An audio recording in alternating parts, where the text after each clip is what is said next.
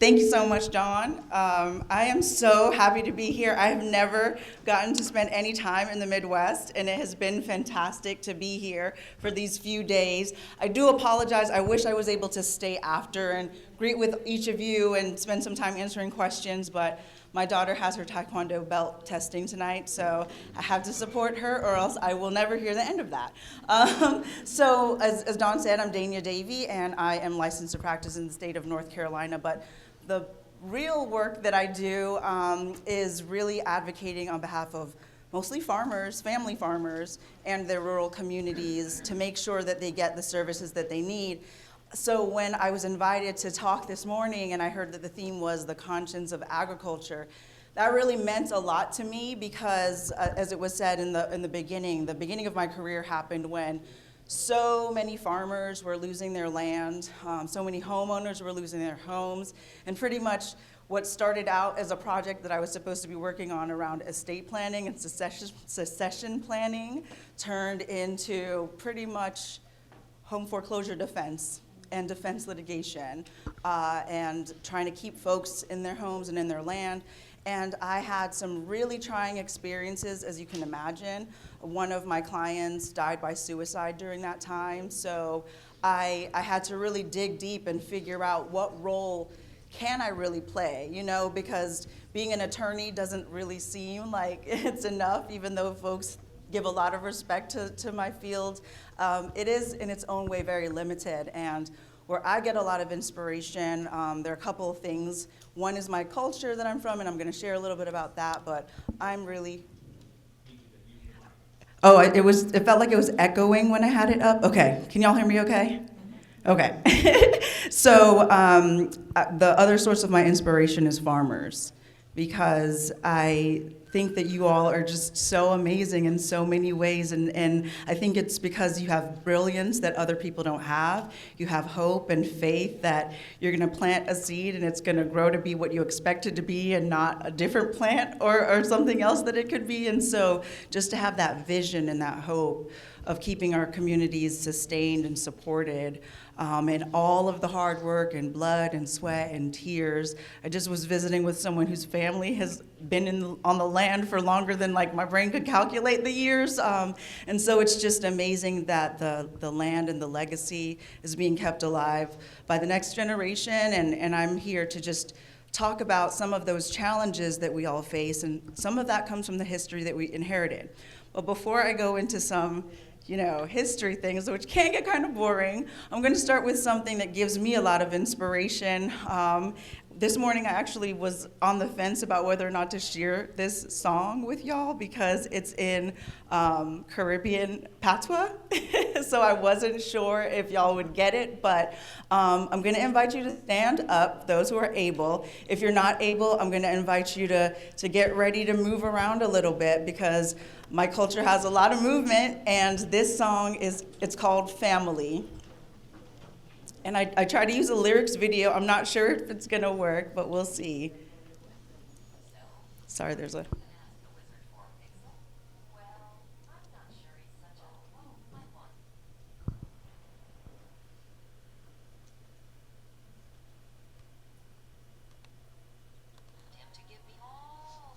Sorry, it has to play an ad.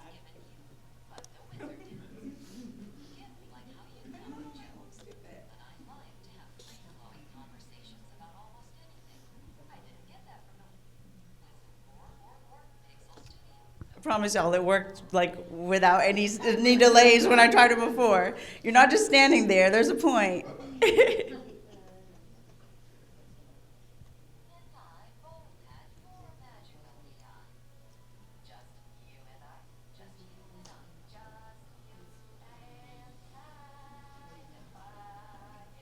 This is not the song. Is there a tech person? I am excited to see the Wicked movie too, but this isn't the one for this morning. And I'm not paid by Google Pixel.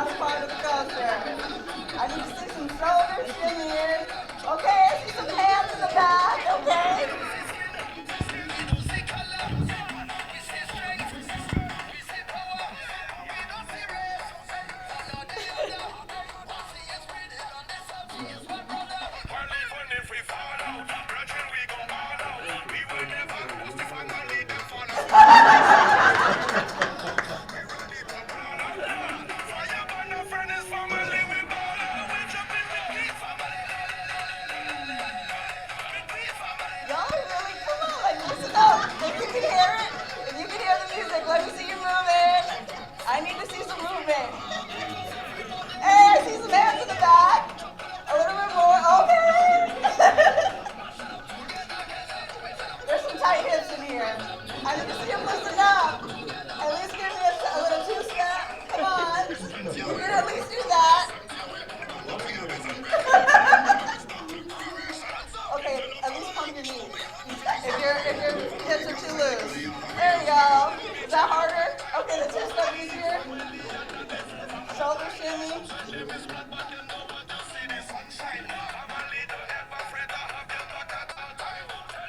There's still some people standing still. I can't turn it off until everyone's moving. There's someone back on the wall that's not moving at all. This is a part of it. Get your friends to move or else I'm going to keep playing the whole song. Cameraman. Shoulder shimmy.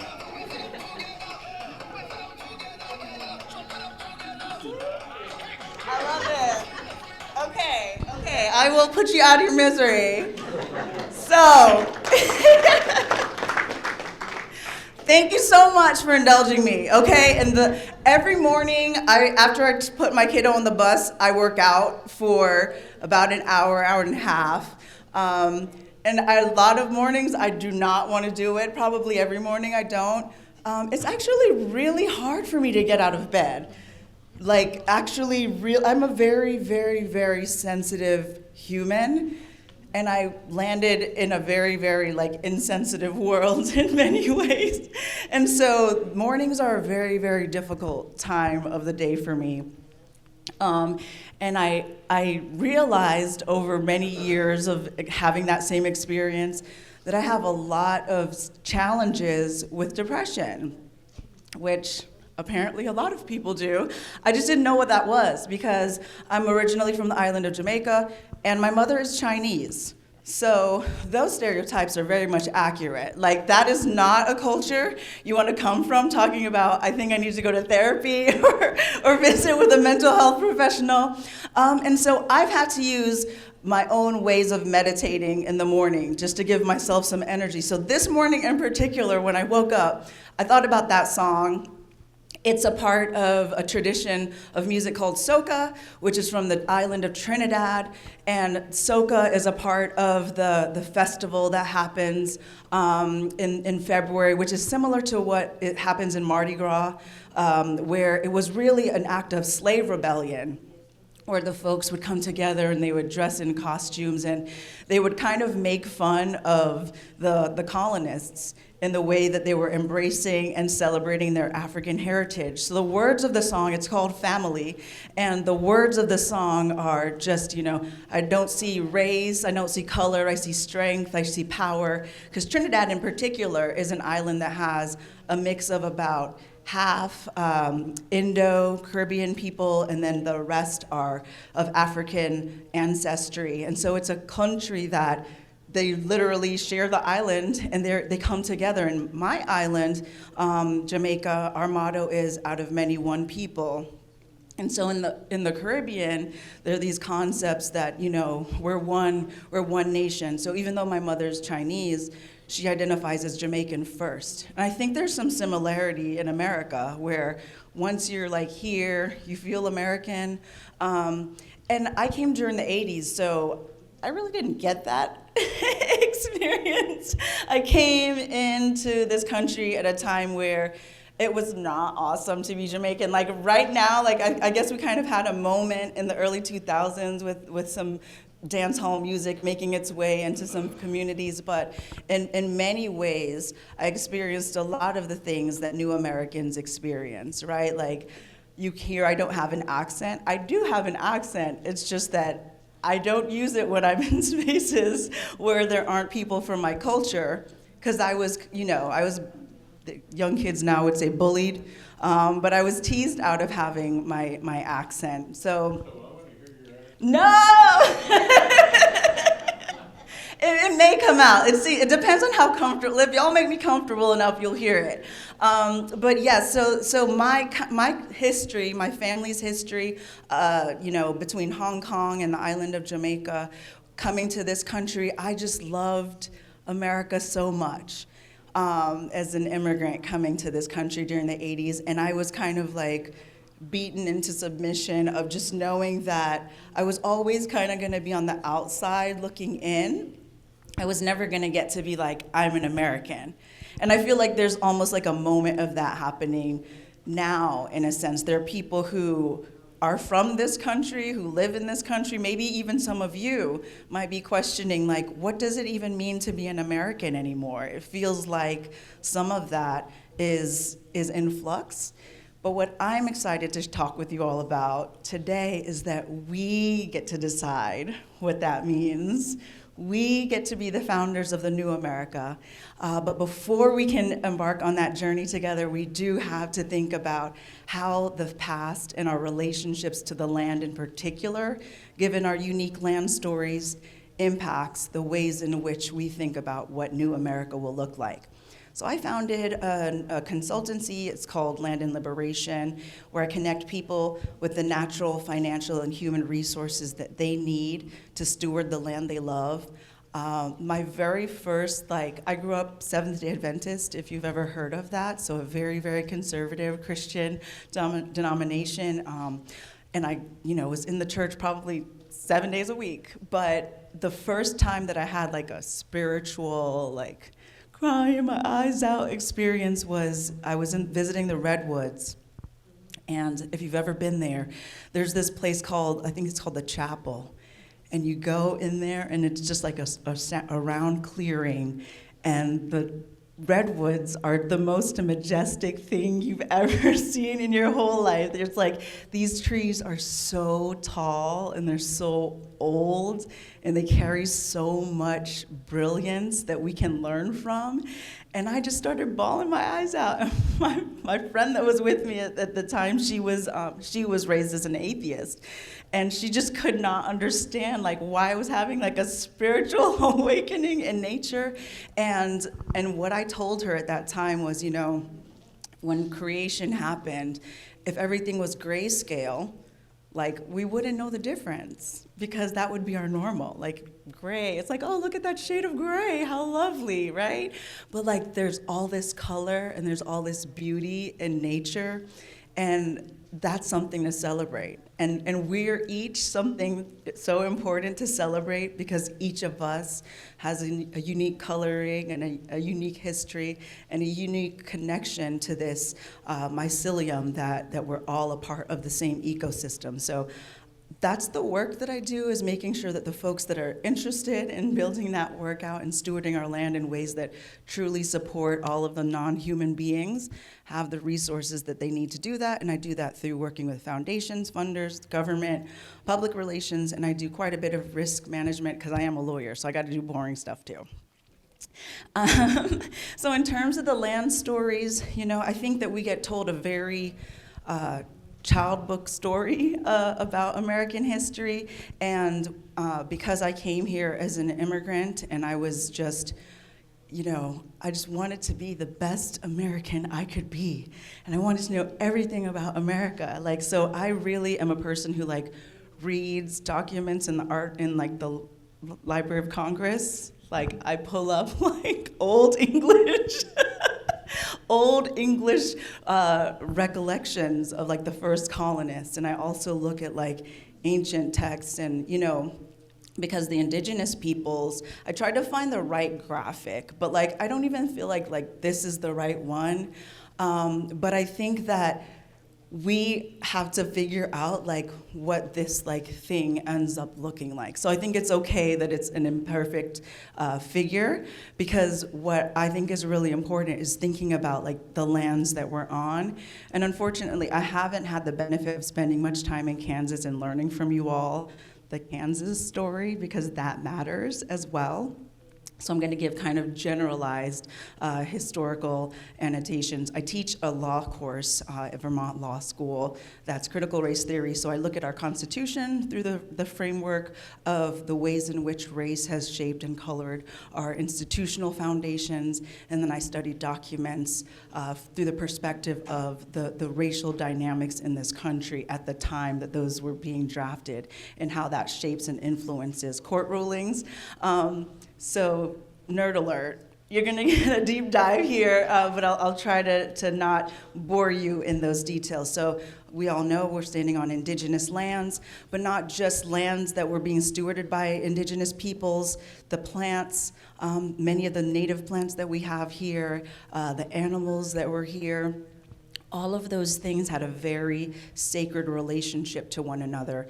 And one group of people that I think gets missed out of the story of genocide and oppression and removal is the fact that a lot of folks that we consider to be Latino or Latinx, many of them are indigenous to this continent as well, right? And it's through the ways in which in Latin America, in the Caribbean, the way that racialization occurred in those nations was a little bit different, right? So like the mestizo term kind of erased a little bit of like some Latinos that you meet or people that a lot of times people think they don't know what people don't know what I am, right? So like I've gotten asked like every single thing you can possibly imagine, and I just like to think that all of that's a little bit true because, you know, I'm sure that that's how people get different features. There's a lot of mixing happens in history, but a lot of folks that are labeled as Latinx, their ancestry is actually ancient ancestry. And so when we think about even the genocides that we've recorded, we don't really have accurate data because we don't know exactly how the peoples that were here were moving and identifying themselves. But I would guess, based on conversations that I've had with folks who might be here from Guatemala, but don't speak Spanish. They speak something closer to an indigenous language. Similarly, for the folks that live in the South, in a lot of like the low-lying swampy areas, there are a lot of hidden indigenous peoples that are still a part of our country, and they've had to pass. Many folks have had to pass for different identities just to survive during times where they could not be themselves.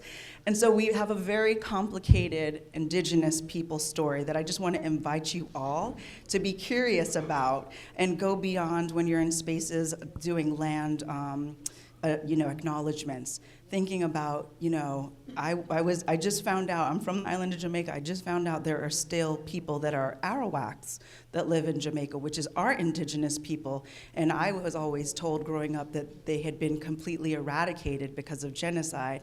And now I know that not to be true. And so our indigenous peoples are still here and still a part of our spiritual connection to the land and are the original stewards of the land that we love.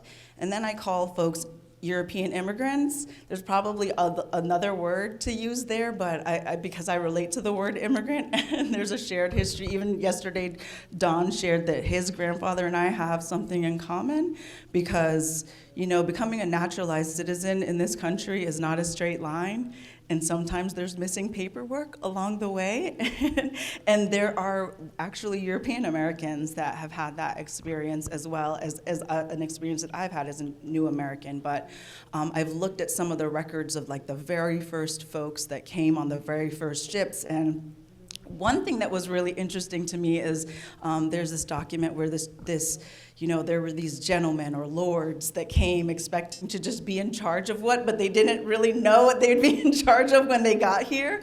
They had no skills at all. Like, if there were 100 people on the ship, 75 of them were men who were just like, we're just gonna be the boss when we arrive.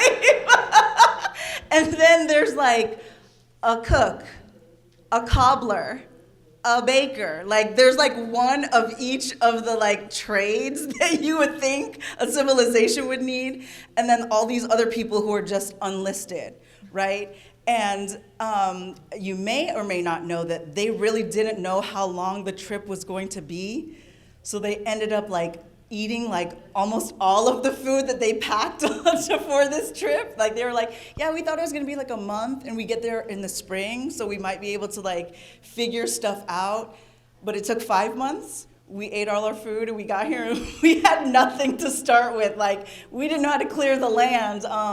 And so in one of I was gonna share a picture of it because it's like handwritten in Old English, but one of the gentlemen is like, yeah, we want to blame those folks for putting us on this boat, but like, yeah, we really miscalculated getting on this boat. And I like that story. I don't know if it's going to catch on, but I invite y'all to be curious about those people that came and were like, yeah, maybe this wasn't the best planning on our part, because what excites me about that is like, you can figure it out when you get there, right? Like when you get into a circumstance, like we've all inherited some version of the legacy of those people's history, and that's what we are told oftentimes is the foundational history of America. But there were some folks there that were like, we might need to course correct, right? And so I like those stories. I like that there's ways of connecting to people outside of who we live with now that realized that the direction that colonization was going in might not have been that great. And we also know that there were a complex series of relationships that occurred between those peoples and the indigenous peoples to help them learn how to start planting. But ultimately, the next group of people that came over in our history are the Africans. And those people actually came with quite a bit of skill sets that were necessary for embarking on a journey of that nature. A lot of engineers, agricultural specialists, folks that actually had built buildings in society in their countries of origin, compared to the Europeans, who for the most part were landless peoples. So really, like, might have been able to like govern something that was already set up for them to inhabit, but didn't have some of those fundamental foundational skills that the Africans brought with them. So the people that we now call enslaved Africans were people that did a lot of the labor work, a lot of the fundamental work that we think of as starting a civilization. And everybody else, I call new Americans because I want to be a part of something. So I think that the groups of new Americans that we think of, and some, we hear a lot of different words that are used to describe those folks. Some of them are negative, right? Like illegals. How does a human being have a condition of legality, right? Like that's not a thing.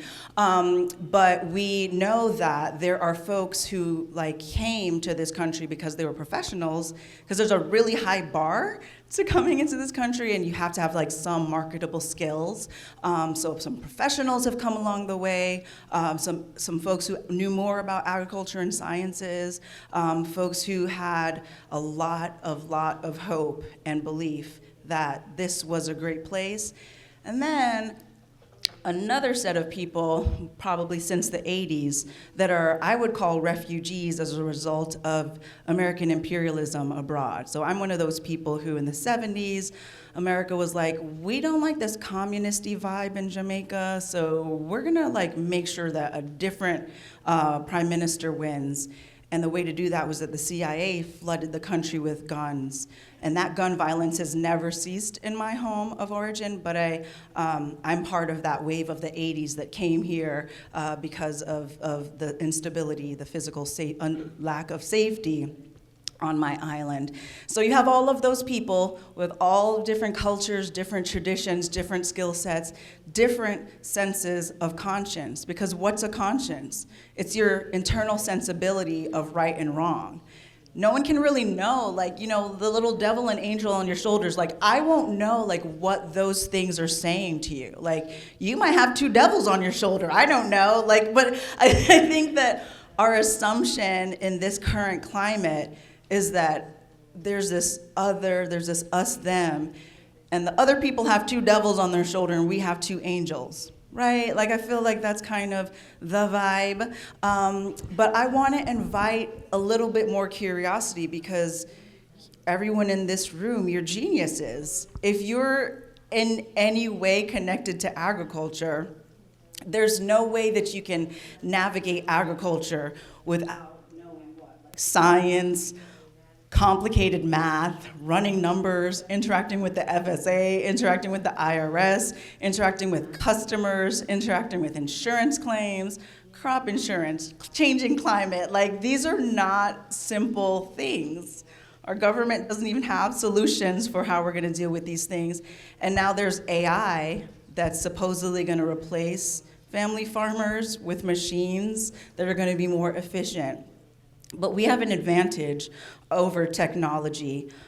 Grace Lee Boggs, a great American thinker, said the main reason why Western civilization lacks spirituality or an awareness of our interconnectedness with one another and the universe, according to Gandhi, is that it has given priority to economic and technological development over human and community development. This isn't news to y'all because you're union members, but I think that that's our challenge as folks who believe in coming together cooperatively and communally, is that there seems to be success for technological advancement, but I would say that a lot of what we're calling capital crisis, crisis in capital, crisis in affordability, is really crisis of community. We don't know how to talk to each other anymore. Like, we just, like basic things, like saying hi to your neighbor and having that turn into, do you want to come over for a cup of coffee? Those are the things that communities that don't have physical wealth, capital, they're able to rely on those support networks. You all know this, because in rural communities, there tend to be really good support networks. And yet, and still, we see pretty high rates of mental health, depression, death by suicide, isolation in our rural communities as well. So I would challenge us to think about, how do we have community development that's relationship and interconnectedness focused, as opposed to economic, financial focused. Let's change what success sounds like for our young people. Let's stop telling our young people, man, working this farm is the worst. Like, don't do it. Go become a doctor or a lawyer, because right now I'm in the process of trying to move back to Jamaica to be a farmer. My mom is not excited about it, by the way. And then I will leave you with one last quote and one last remark. I'm not going to Baptist pastor y'all. This is really the wrap up. But there is a reason, after all, that some people wish to colonize the moon and others dance before it as an ancient friend.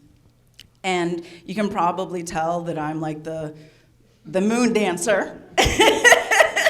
And you know, I use James Baldwin in particular because during COVID, when we were in lockdown, there were so many days that I just felt so alone. I'm a solo mom, and my daughter at that time was at a bilingual Spanish immersion first grade school. So I had to homeschool her because I do not speak Spanish fluently enough to teach it to a child. And that was not awesome.